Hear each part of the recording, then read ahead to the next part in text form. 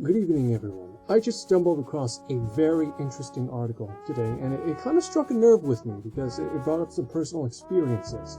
So let's talk about it. This is an article about Nagoshi and how he's doing after leaving Sega.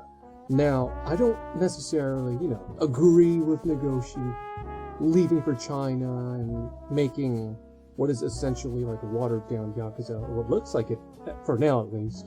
But I've always respected the guy. I looked up to the guy, and it's pretty clear, especially more so now, that he is responsible for the Yakuza series' success. He gave it a lot of heart that people appreciated, myself included.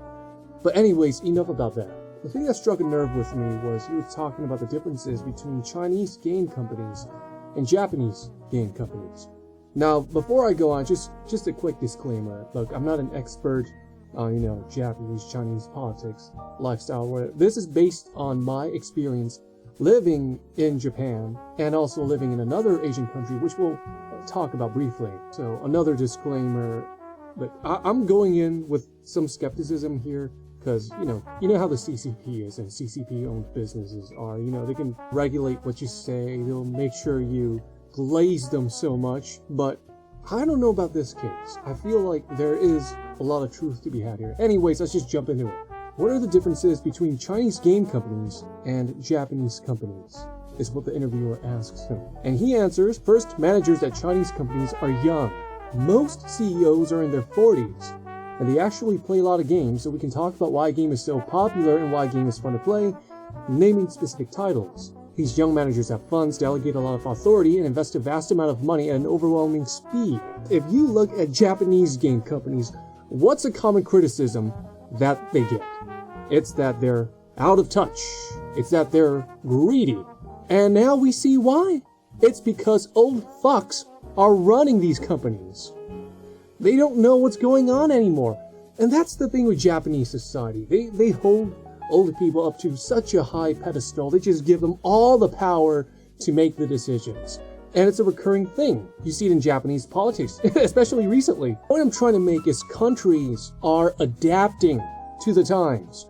You see it in China. You see it in Korea.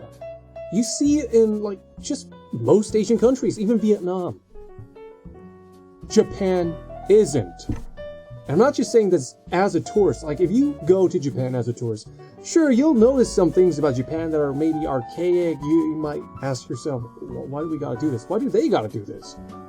But as someone who's lived and worked in both these countries, Japan and Korea, they could not be any different. Now, let's hold that thought for a bit. Let's continue what Nagoshi has to say here.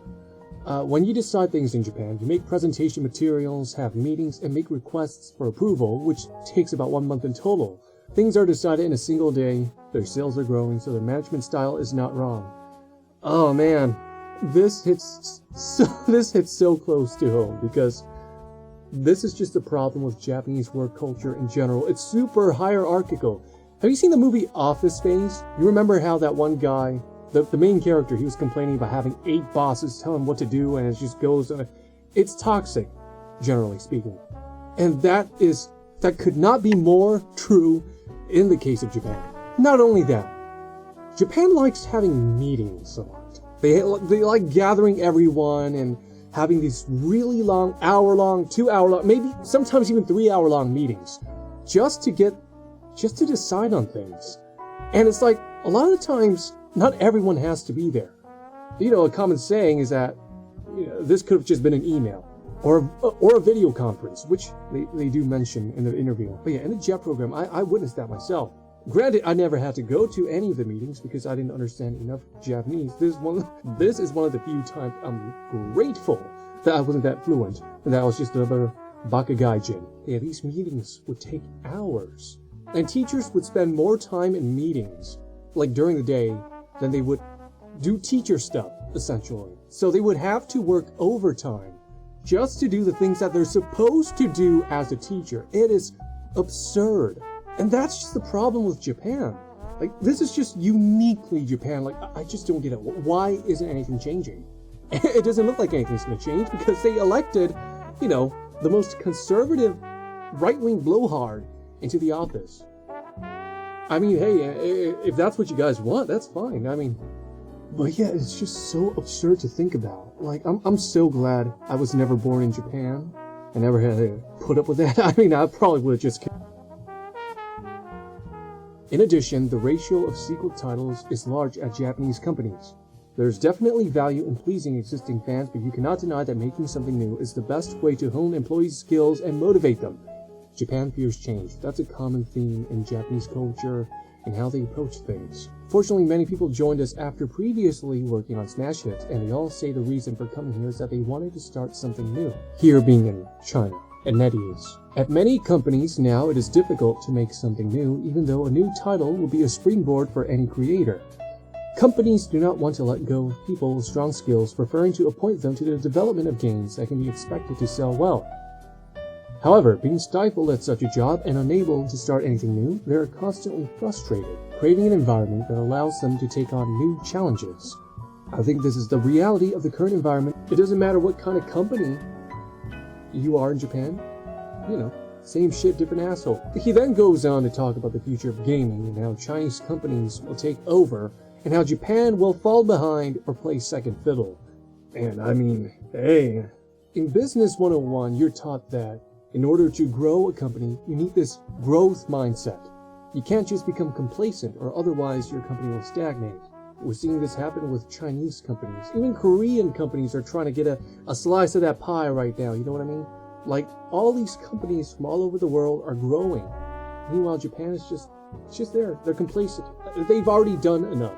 Like, even Saudis are buying them off. Like, bruh. Again, I know it's a bit pretentious that I, a Baka Gaijin foreigner, I just said Gaijin twice, technically, am criticizing Japan, because Japan can do no wrong, but I can at least speak from the perspective of a person who's lived and worked in Japan, and who made friends with the folks there, and got to see how they live life. The funny thing is, the Japanese, they'll tell you that they're fine with it, that's just how things are. But then they look like they've aged 10 years in like 1 week. And I'm just like, what price do you want to pay for, like, not confronting your problems, to just endure? You know how much you gotta endure. Growth projections for Japan are really low. Then again, a lot of Asian countries suffer from this too.